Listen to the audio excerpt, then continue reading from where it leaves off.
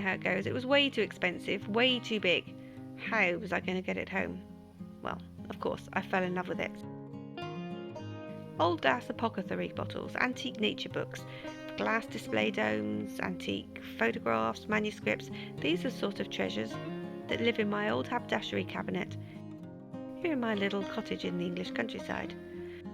As far as I can see, if you love the Botanist style, it's easy to create your own display with found and thrifted pieces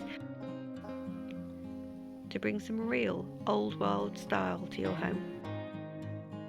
I may need a disclaimer here, a bit of a sweeping statement coming up.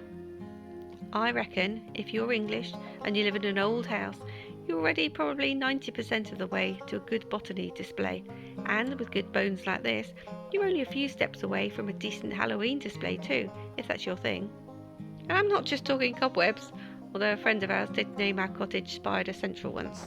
For anyone who doesn't live in the UK, not all our houses are huge mansions with sweeping staircases and a butler, although I definitely wouldn't say no to that. But if you happen to love antique fabric, rusty ironware, old furniture, that sort of thing, then my friends, in my mind, you may find that you already have at least one corner that's crying out for a haberdashery or botany display. Like I said, we don't have a big house, but we do have a big cabinet that I've been filling with our own nature-inspired bits and bobs ever since I went to the Botanist in Bath several years ago. Have you ever been there?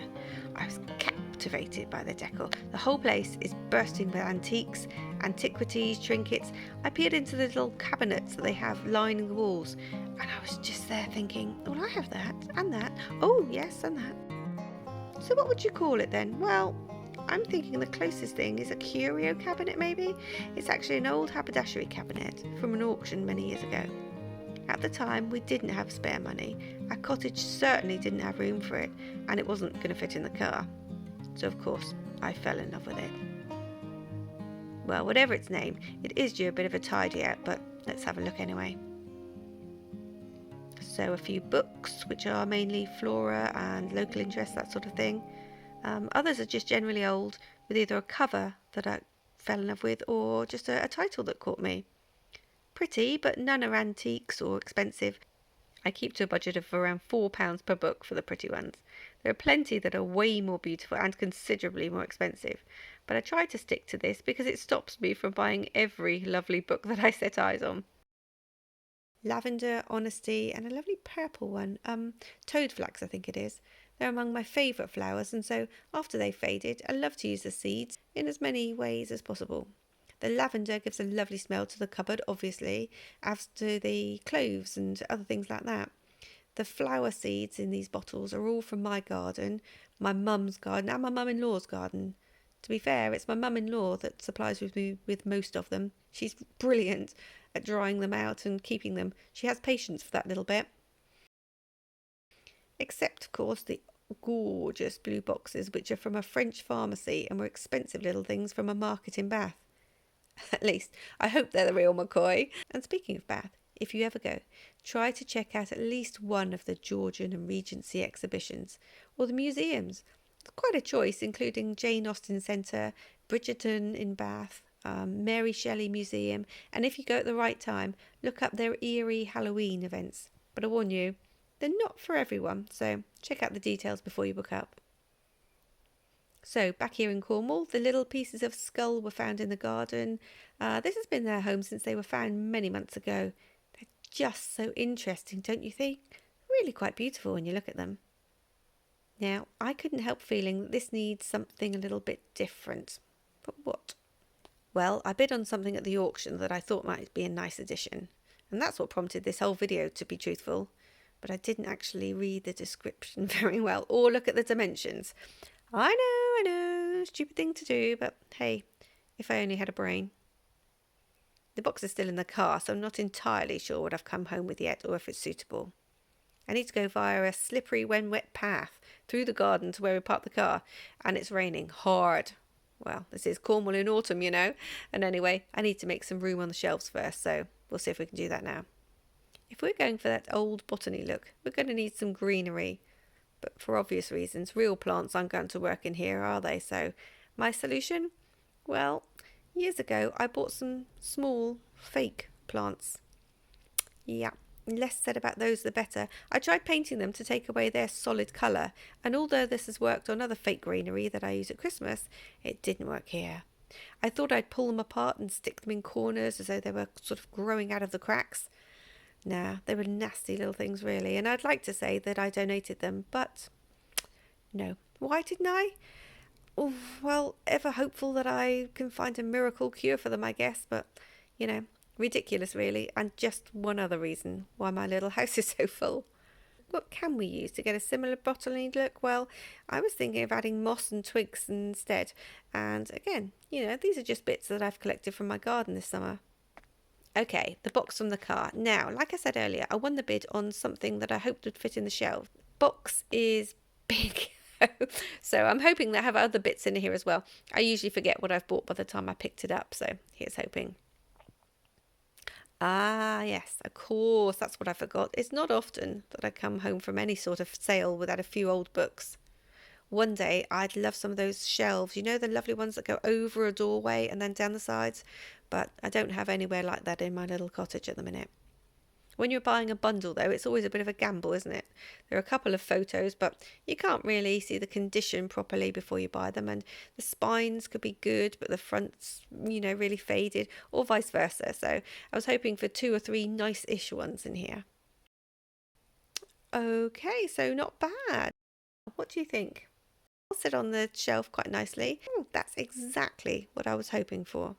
And of course, they've not been looked at in a little while, so they come complete with free dust.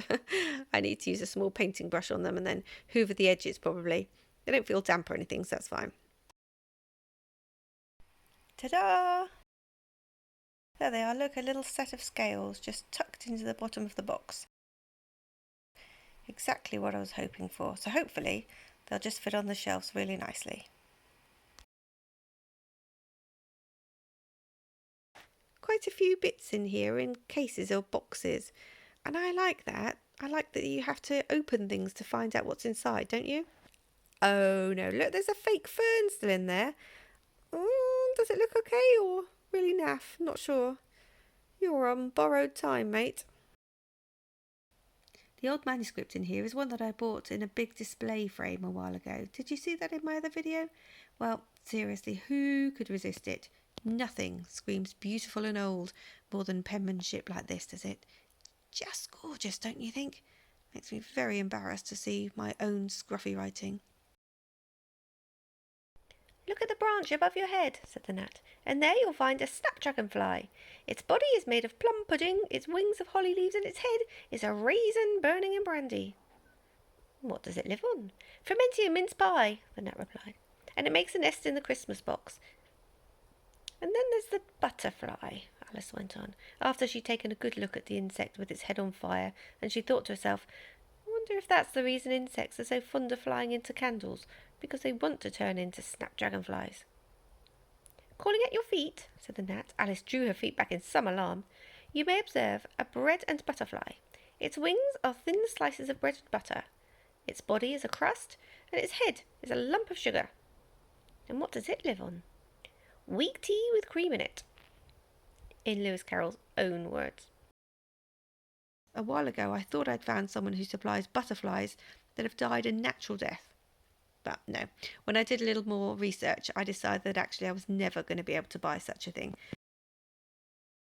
So I made this one from paper instead. I know these are for lace making, and I thought they brought a bit of light into the dark shelving. Oh yes, let me show you some photos I took recently. I'm pretty rubbish at photography. The best thing about these pictures, though, and the thing that really saves me, is that I can't actually cut anyone's head off. I've collected quite a few pictures and other bits and bobs to make a, well, slightly dark, almost haunting, but not actually Halloween kind of journal. Hopefully I'll be able to use some of these photos for that. The journal, of course, is on my to-do list, but that's the most I can say about it right now. So anyway, back to the cabinet. I take things out and flick through them sometimes. I mean, photographs and books are meant to be looked through and enjoyed, aren't they? It's a shame when they're just part of an inanimate display, really, don't you think? It's not a particularly well created display, as you can see. The old photos, paintbrushes, darning mushrooms, they probably aren't all the same style and definitely not the same age, but you know, remember, this is my everyday cupboard full of everyday things that I've collected from walks and auctions and car boots and markets and things like that all over the decades. Oh yes, I feel very uncomfortable saying this, but if you'd like to see more, please hit the like